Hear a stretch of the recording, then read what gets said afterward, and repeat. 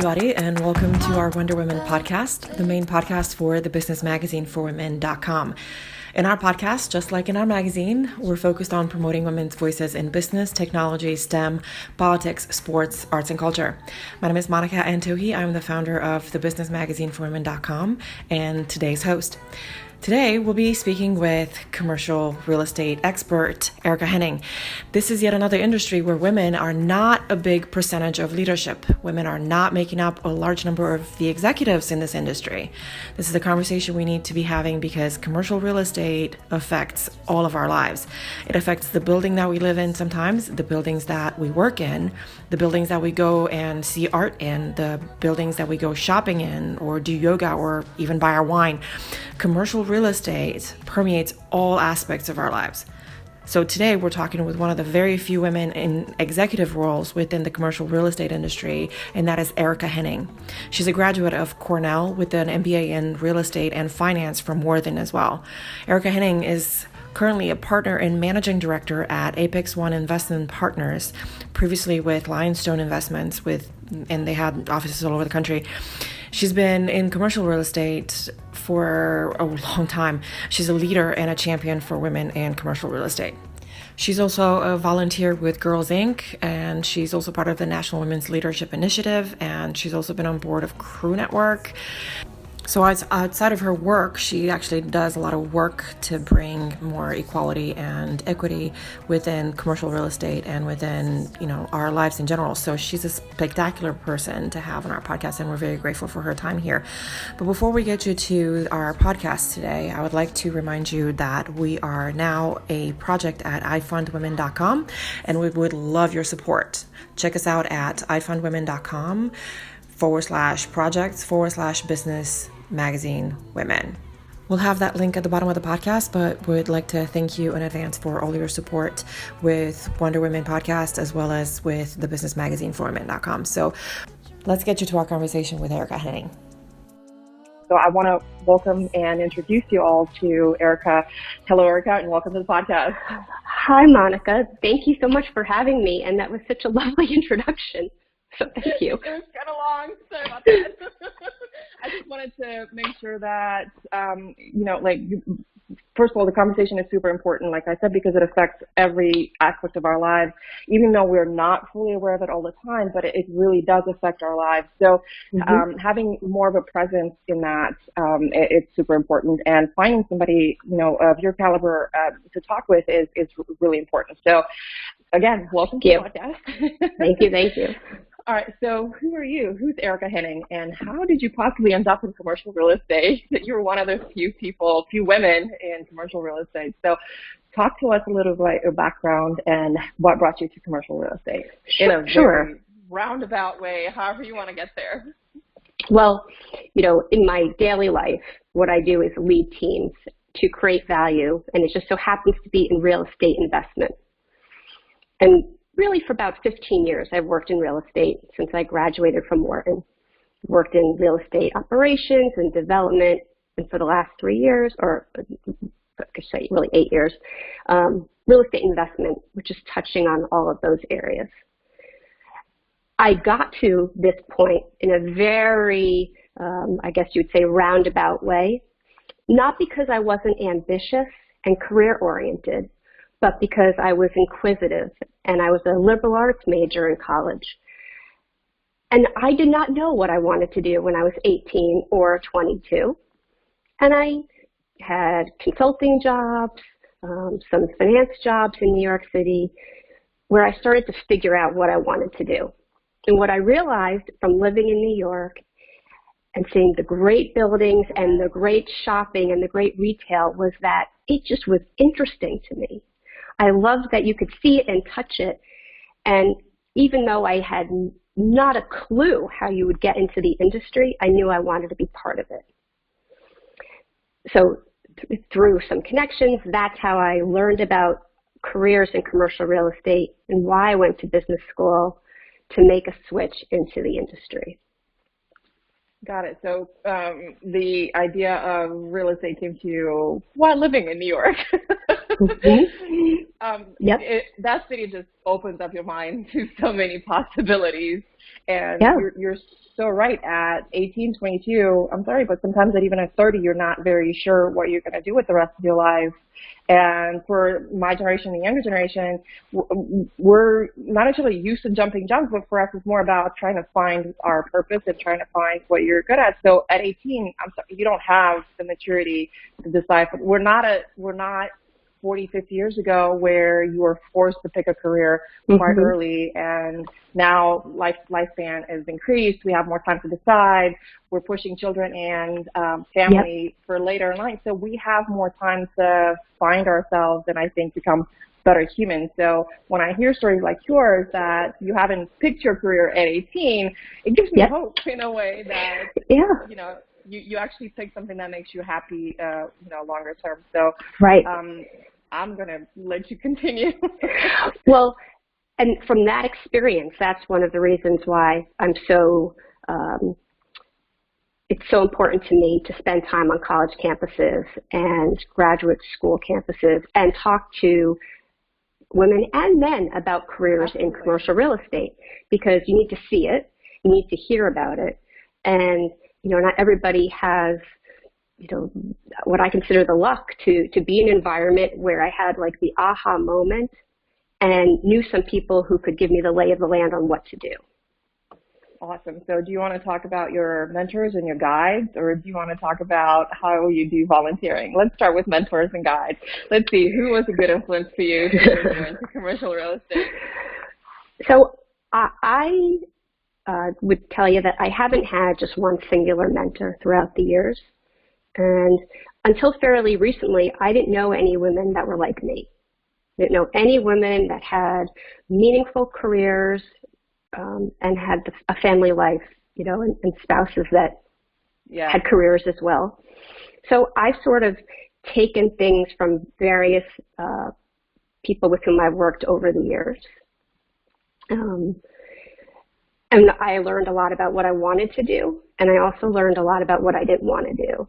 And one of the things I realized very early on I didn't want to do was be the kind of leader that just said, I'm the leader and you're going to do what I say you're going what to do.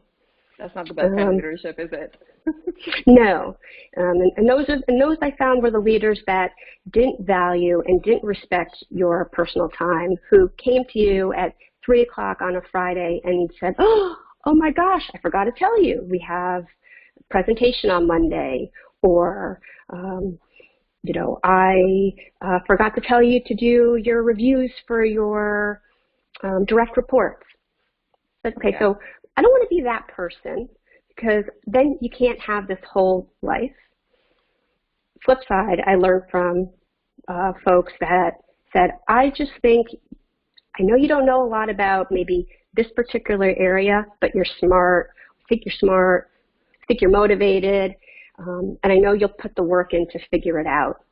And then they spent time helping me and teaching me, and in turn, I just would work my butt off for those people. And so it's been a little bit of both. And I always have to give a shout out to a professor I had actually in my first master's program. I have an MBA, but I also have an MPA, Master of Public Administration, from Cornell. And the professor who was in charge of the program, I think, recognized in me my capability to handle real quantitatively heavy work before I did. And I think that was a huge turning point for me in my career, what I thought I could do. Which goes to show, sometimes you just need someone to believe in you, which comes back to what I do.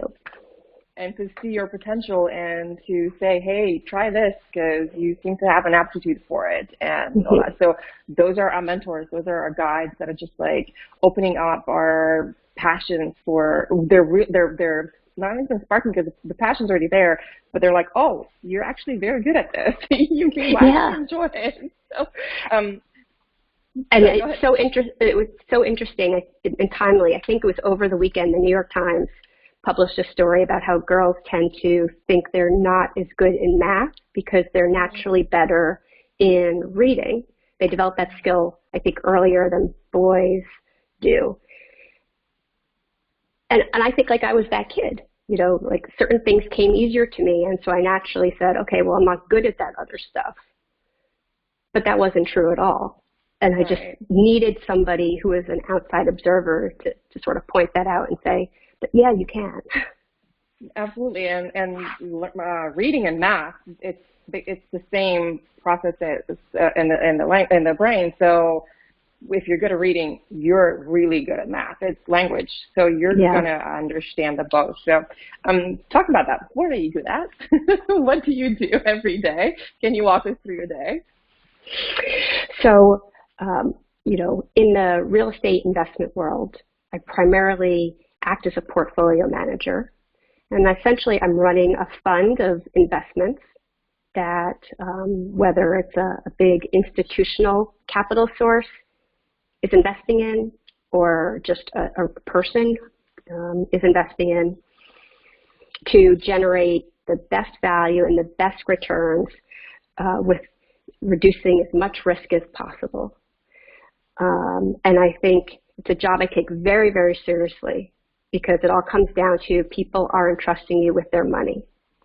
And going in there every single day, remembering that, and having that be the thing that you're thinking about, it really drives me. And within that, because I'm this, I think, just naturally inquisitive person, I'm drawn to investments where you can add value, whether it's land, taking a raw piece of land or an underutilized piece of land and making something out of it, or in the case of the firm that I'm with now, workforce housing for the vast part of the population that is tremendously underserved and underhoused, creating value there, as well as student housing, because, again, people need somewhere to live when they're in college.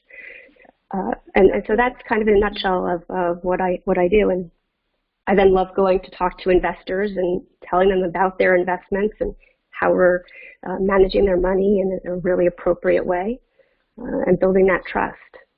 So for me, it's a perfect fit. Awesome. I want to talk about two things.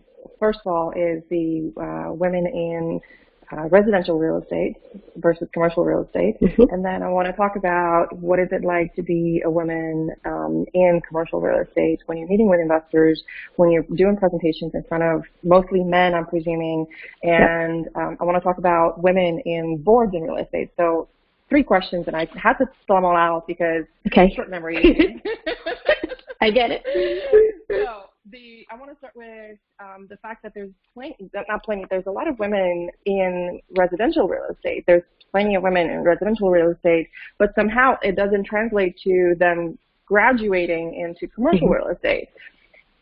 Honestly, I did that for a little bit while I was in college, and I just really did not like the residential side because it was so emotion-based. You know what I mean? It was all emotion-driven, and I'm like, but that is not a good investment. You're not going to like it. It just, to me, like, look at the numbers. So I just kind of graduated into commercial real estate because it just made more sense to me. It's all about the investment. It's all about the returns. It's all about long-term. It's all about, stability in the market. You've got to think about all of that, and you have to think more of, globally in many ways versus, I really, really like that window in that house, right? Yeah. So why aren't more women doing what I did? I'm not saying that like they should, but because you make plenty of money in residential real estate, but to me there's a lot more money in commercial real estate, in the investing side, and the leasing side, and any side of commercial real estate. Right. Building, anything related to commercial real estate, it's much better financially for women. So why is the transition so difficult in your opinion? What do you think? I think that real estate, commercial real estate, has just been a boys' club for so long, and so much of the way people get jobs is through somebody who knows somebody. Connection. Yeah. And people are just much more willing to put themselves out for someone that they know, And I think that's what drives a lot of it. And as you go on in years, it's not particularly a place that is friendly to women. And I think over time that really, they can gnaw at people. And I think some of them, just switch careers or, drop out and just don't muscle through. So again, that's why I just am so much of a believer of if you see it, you can believe it and you can see it as a possibility. And, a big part of the reason why I decided, a few years ago now to start putting myself out there, in hopes that perhaps that would, have an effect on some others. Amazing. How are you doing that? How are you putting yourself out there, and how did you stuck with it for so long? So we'll get to the other questions that we talked about with the women on boards, but like you have longevity in this industry, and you seem to really want to bring more women into it. You're an advocate for women in real estate. So how are you doing that, and what's your driving force behind that? So I think first of all, like I'm just tenacious. I don't quit. And I think sometimes people have a tendency to look at others and say, oh, it must have been so easy. You went to this school and you did that. Okay, well, actually, I found myself in 2008, just 5 years out of business school, working, doing well, building my credibility. And all of a sudden, I found myself unemployed and 5.5 months pregnant with twins. Ooh, ouchie. Yep. And the developer I was working for, just basically was going under. So it wasn't an Erica thing. It wasn't a pregnancy thing. It was just really bad timing. Wow. So when I tell you, I don't quit, I picked myself up off the floor and, figured out how I was going to get back in this industry when many, many, many guys in particular, said to me things like, oh, you should just retire. That's what my wife did, use it as a sign. And I think, things like that happen, and you can either say, fine, I'm done, or you can say, I'm going to show you. And that's the path I've taken. I'm not going to quit. I love this. I'm good at this, and I'm going to show you. And it sounds kind of trite, but it's really that simple. It's resilience, and you're just I want to do this. I'm not going to get pushed off my path. This is my path. This is what I want to do. Yeah. Are guys intimidated when you walk into a room? I think some are. I think some women are. I've had male bosses that were terrific. I've worked with women that haven't been so terrific. Not necessarily a male or female thing. Right, I agree. But at the end of the day, I graduated college now over 20 years ago, and corporate America and real estate, commercial real estate, doesn't look a lot different than it did then. And I would like to not be having the same conversation in 20 years, when coincidentally, my daughter will hopefully be in the workforce. And maybe she won't, have some of the same things happen to her. All right, so how do we change that? What are we doing right now? What are you doing right now? Because you said you're putting yourself out there, speaking with students. We'll talk a little bit about the National Women's Leadership Initiative, the Girls Inc., the Crew Network. Pick your favorite. Let's start there. So, first, in my professional life, I've always had roles where I could point to revenue I've generated. I learned very early on, back when I was in school, that there was going to be a ceiling if you were in staff roles. If you weren't touching the part of the business where you were generating profit for the business. Right. And so as I've gained seniority in my career, I've used that to be a platform in my firms to say, we need to support this. These types of policies would be helpful if we implement them, and put myself out there, which is often scary, to hopefully affect change. Absolutely. I think that's what being a leader is. I think lots of companies love to have these great platitudes, and they plaster them all over the internet and their marketing collateral. And then you ask them, do any of you actually live these principles? Some do, some don't. Well, like I do. Diversity is important. It's better for business.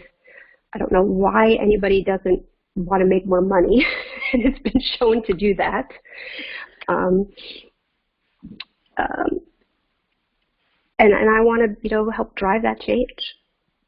It's very laudable what you're doing, because in every industry that is at least looking at the facts, right? The facts where, Fortune not Fortune, McKinsey did a study about, it's called Women Matter. You can research it. We have a link to it on our website, where they looked at the top 300 companies, and they looked at the upper quartile, and they saw that those upper quartile companies were women friendly. They had a lot more women at the leadership roles, and they stood out drastically when it comes to returns, when it comes to lower expenses against the other companies which didn't have as many women in leadership. So the numbers speak for themselves, and the only thing you have to do is keep talking about the numbers, and that's what we're doing, because I think it's, without knowing the numbers, you can't influence anybody. So just talking blah blah blah, women are great, we know women are great, but a lot of us go off of numbers. A lot of us make decisions, especially in business, you make decisions off of numbers. And in this case, the numbers are super freaking clear. Sorry. Yeah, and they have been for well over a decade, if not almost two. Right. So that's actually how I always start the conversation when I'm talking to, usually, men or women who aren't really, thinking about this. I say, let's talk about diversity of all types. Gender diversity in particular, that's one slice, has been shown to lead to better business results. And you stop and you say, in other words, you'll make more money. Don't you want to make more money? And they go, right. They go, and then it's about, and here's why. Because when you have different voices in the room and different backgrounds and different skill sets and different experiences, you're going to reduce groupthink, which, I think is a killer for business. It is. And you're going to, but on the flip side, and the real positive side, increase the opportunity for innovation and creative thinking and doing something differently that the rest of the world isn't thinking about. So you put that together and you say, it's not that I'm taking something away from you, person. It's growing the pie, and it's going to be better for you. You're adding. The difference, and that's a really, really important point, and I really like that you brought it up, is the point that we're not taking anything away to bring more women in. No, we're adding more women, and that alone is the magic word to me. A lot of companies are thinking, what am I going to do? Am I going to have to fire men to bring more men? No, you don't. You already have the merit. Just promote them.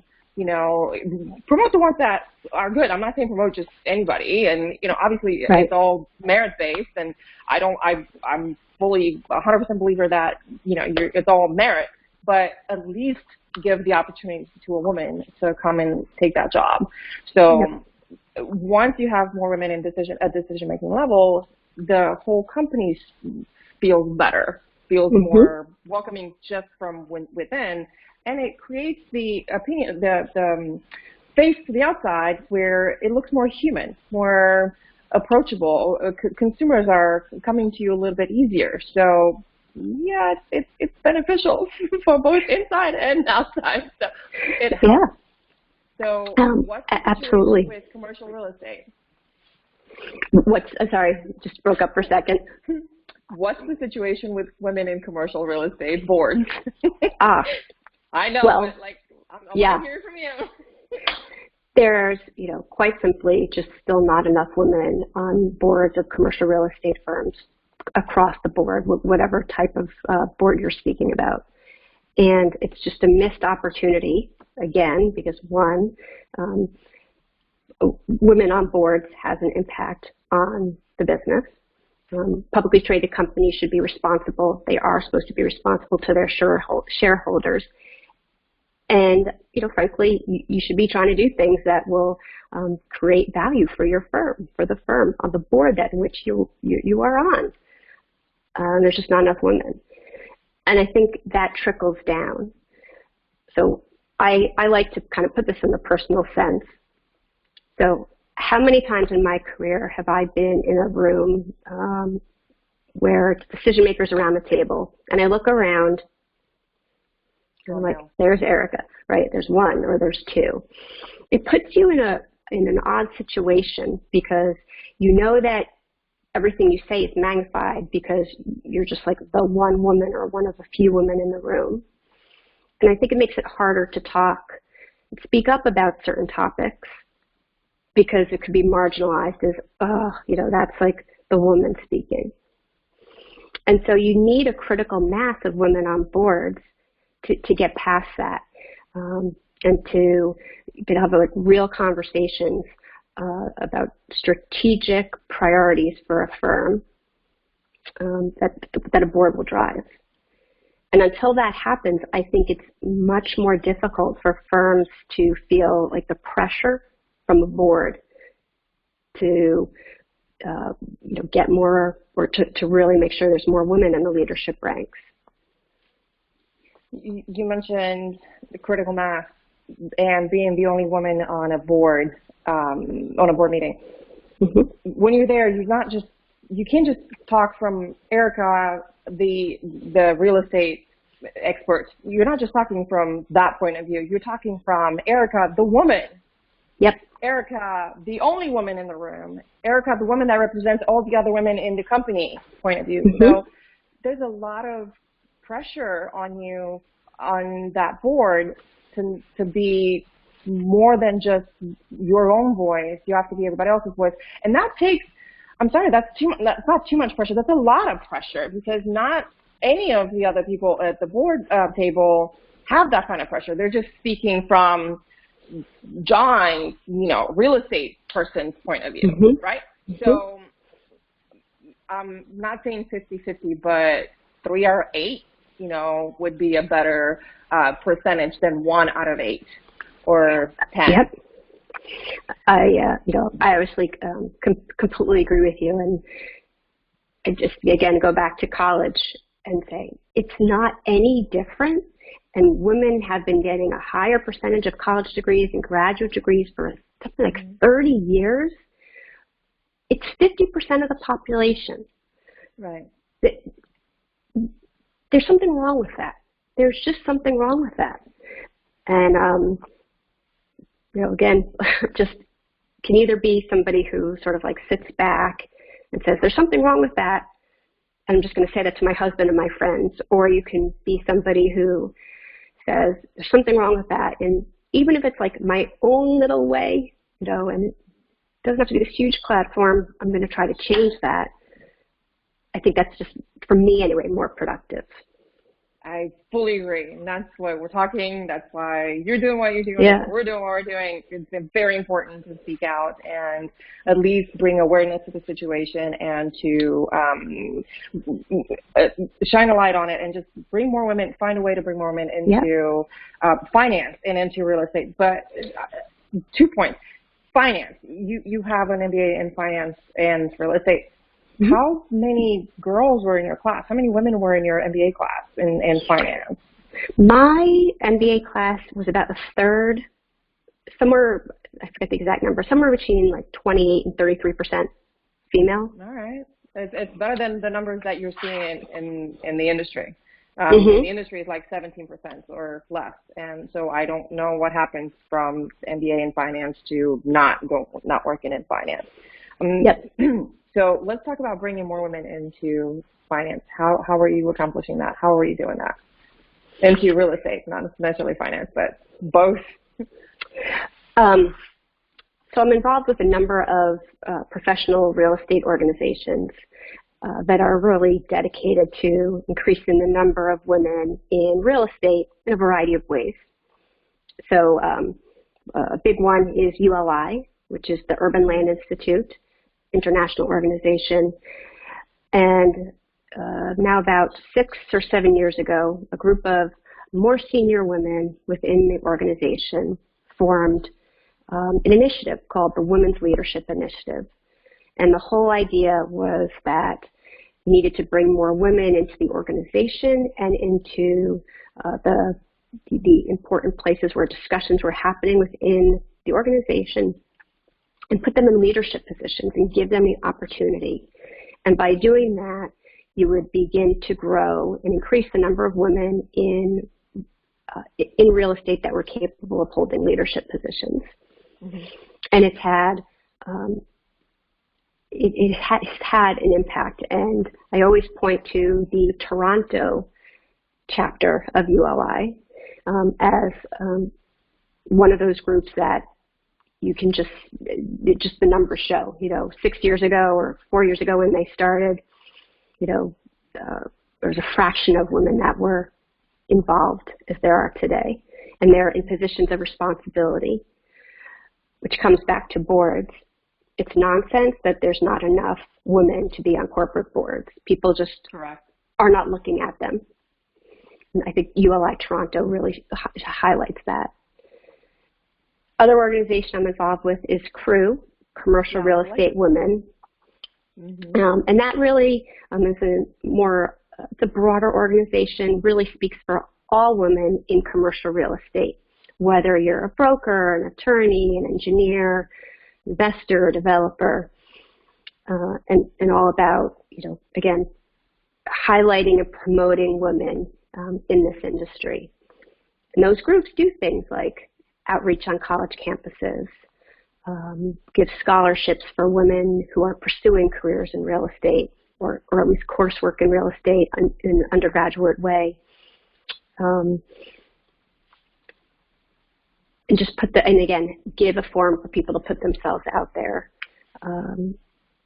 There's a woman I really admire and respect, and she once said to me, I used to think that I wasn't part of the problem, but I realized by not being part of the solution, I was part of the problem. She's a really high-ranking woman, and that's the idea behind these groups. You can either be part of the solution or not. And if you're just standing by and not getting involved, you're not helping the situation. You're not making it better for anybody, including yourself. So That's a very good point. Very, very good point. And I'm going to quote that, obviously. Yeah, I quote her all the time, because it just really stood out to me at the time. It makes sense. And like we talked about earlier, it's all about making the information available. And if more women are aware of the careers that they can have in real estate and commercial real estate specifically, and even in residential real estate, the numbers would switch. And yes, it is a boys' club. It was back then. It's most likely, like you mentioned, it still is now. And I'm looking at the boards that I've looked at. Yes, it is still a boys' club out there, but with women like you, women that I met previously in commercial real estate, those numbers could change a little bit at a time. And the more aware we are of the situation, the more we can affect it. So that being said, who's your inspiration? What drives you, and what gets you out of bed in the morning? What gets me out of bed in the morning? It's a great question. I grew up in a house where it never occurred to me that there was something wrong or different or not valuable about being ambitious. Like, that was celebrated. And so that's just my DNA. And I want to do it in a, respectful way. I'm not just like bulldog. I am tough, but you do it in your own way. I do it my own way. And I always knew I wanted to have a family. I I left a certain industry because I looked around and I looked the senior women and I said, like, I don't want to be any of them. So, when I get out of the bed in the morning, like, I want to go do a great job and do the best thing I can do for investors.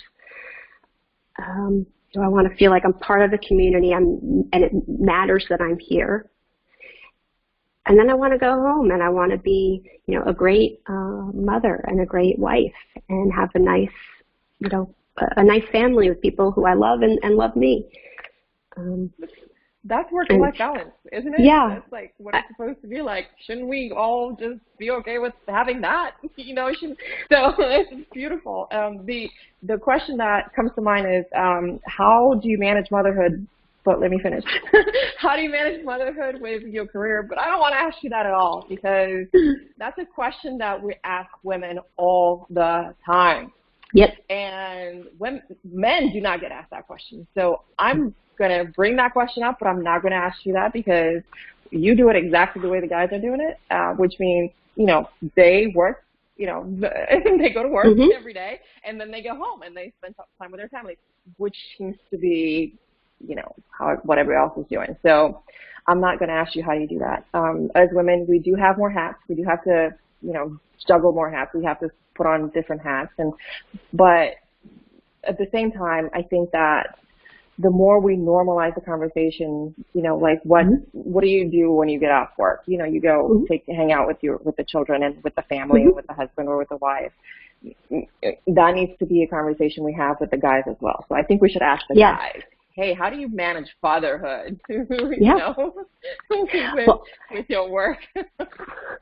Well, I will. Generally speaking, I agree with you. The question is a little bit loaded, right? Don't ask the guy that. The one thing I always point out is that when I met my husband, and I was like very clear, this is what I want to do in my life. He's like, well, this is what I want to do in my life. And I said, well, great. So you understand that that doesn't mean that you go to work and I go to work and I come home and I do like 90% of the stuff at home, right? Right.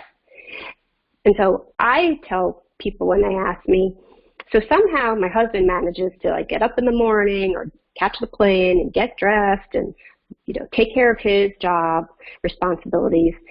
Probably no one's nagging him. He just does it. And so, like, quite simply, I don't think there's any reason why he can't plan the birthday party. He can't go food shopping. He can't, like, get the stuff for camp. And guess what? He does. And so I just refuse to, like, be in that trap of it's only going to work if I do, like, every single thing. Yes. I'm not even religious, but yes. Never planned a birthday party. Oh, wow. So this is such an important point to be made about not delegating responsibility, but sharing responsibility, because a marriage is a partnership, correct? So, women are not necessarily not responsible for 90% of the job at home. We want to have careers, and we have careers, and we're also mothers, and they're fathers, and they have careers as well. So our plates are full anyway, so why can't we just be partners at home like we decided to be when we got married? So that makes more sense long term, and I think that makes for much better marriages than everybody just, you do this and you do that. Whatever men are supposed to be doing, you do that, and whatever women are supposed to be doing, you do that. So the fact that you guys are able to work together, it's really, really important, and we need to allow for men to come into that space a little bit more. Plan the birthday party. Go pick a cake. I mean, it's not that big of a deal, and I actually enjoy picking the colors. Right. And when you are working and you have a career and it's something you're passionate about and you like really enjoy, I think it's like sort of natural that you're going to be sharing those responsibilities. And, frankly, I want to set an example for my kids, right? That, mommy works and daddy works. And, like I'm passionate about what I do. And that's a great thing. And when I come home, I really want to be with them. And it's empowering. It's empowering to know that I can take care of myself and I could take care of my kids if I have to. I'm never going to have to stay with, love my husband to death, but you know, don't need him to take care of me in that way. And I think that also hopefully helps the partnership. Not to be all philosophical, but it does. You know, I think it matters. If it matters to you, and if you're happy, and if the woman is happy in the relationship, and if the man is happy in the relationship, yeah, the relationship is better. But you know, if you're having to sacrifice your work and your career to be home, I don't think that a lot of women could be okay with that, but some will not be okay with that. So that's not going to make for a good relationship. That's not going to make for a good marriage. So, yeah, kudos to you guys. All right, so I want to switch it up a little bit. Let's talk a little bit about your volunteering, because I don't know how you have time for that as well. That I'm going to ask. How do you manage that with everything else that you do? So you volunteer with Girls Inc. How was that experience? So Girls Inc. is a wonderful organization. I don't know if you were familiar with it before this, but national organization to inspire and help all girls, regardless of their socioeconomic background, be strong, smart, and bold, and be able to be, self-sufficient women that are confident and can take on the world. And I'm lucky. And I know I'm lucky. I had two parents that loved me and lived in a nice area, and I went to a great school. And I worked very hard, but they put me in an environment where I could achieve anything I wanted to achieve. And not all girls, are raised in such an environment. And I don't like that. And so in my, own little way, want to help with the girls here in Houston, on which the board I'm on, maybe make a difference in their lives. That is such a beautiful thing. It really is. Yeah. A number of years ago, you're like, well, how do you make time for all of this? And a number of years ago, there was the executive director of the organization read a letter written by a woman who had gone through the program before I was part of the organization. And she was involved with it, I think, middle school and high school, went to college, graduated with an engineering degree from the University of Texas at Austin, and has a great job now. And she wrote a letter to the board talking about how much this program meant to her. She was the first person in her family to go to college, and I think she didn't really have much growing up. There was not a dry eye in this boardroom, by the way. We were all sobbing, but that's why I do it. Because it matters. It matters. It just matters to me. As silly to some people as that might sound.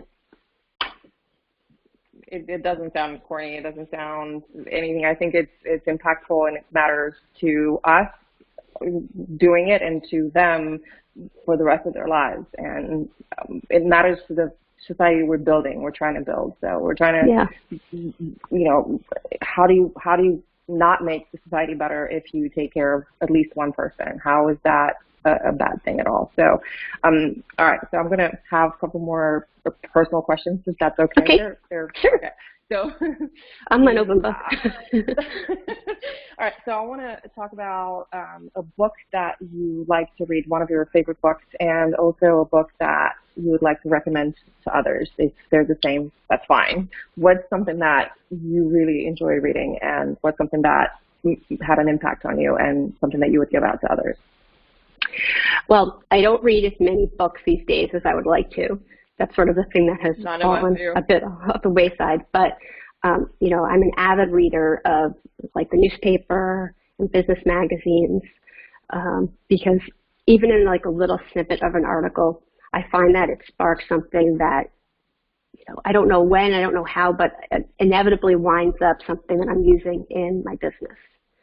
So, I'm an avid reader, and people always make fun of me when I say this, but it's a good little tip. If you have a toothbrush that has like the 2-minute timer on it, and you brush your teeth 2 times a day, so it's 4 minutes times 7, 28 minutes. So I read magazines while I'm brushing my teeth too. Have you read our magazine? I want to see your magazine. I don't know if you have read our magazine. But it sounds like silly, but again, it's like I'm trying to always maximize like the time I have, and I do that. A book I recently read, or a few years ago, that I thought was really interesting was Sally Krawcheck's book, and the Ellevest, and I remembered her from her Wall Street days, and just a lot of what she was talking about. Women need to be in charge of their financial, destiny, and it's empowering.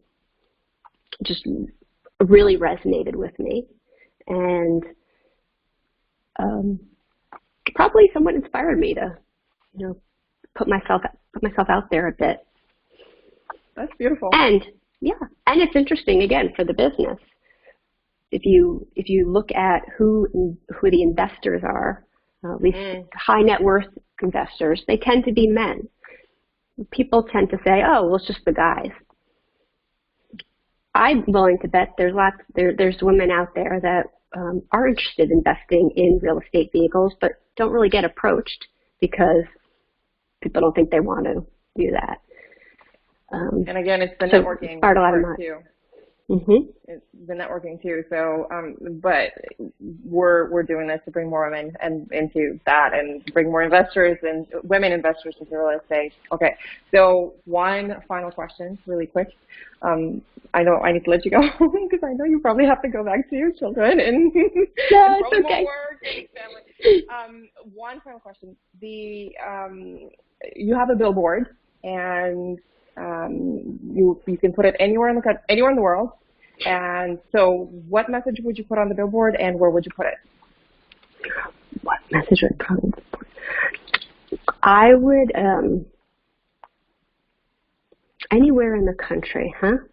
Anywhere in the world, anywhere you want to put it. Anything that, any population specifically that needs to hear this particular message. I think I would go to, an inner city.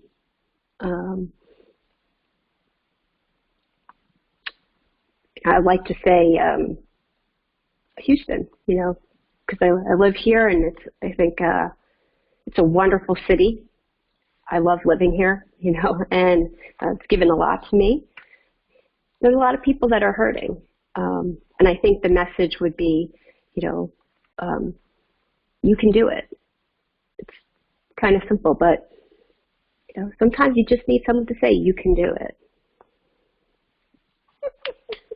That is a beautiful, beautiful message, and it's simple, but it's direct, and it's to the point, and it matters. And honestly, I would take your billboard and I would put it everywhere in the country, on the intersection of big highways, the intersection of little streets. I think that message needs to be told to everybody, all the little girls, all the little boys in poor neighborhoods, in rich neighborhoods. People, it's not about necessarily that. It's about believing in yourself that you can do it. And you keep pulling yourself off of the floor, you keep doing that, and it matters. It matters because, again, very few women in commercial real estate, and it's impactful. What you're doing is impactful, and it matters. And I want to thank you from the bottom of my heart for being part of our Wonder Women podcast.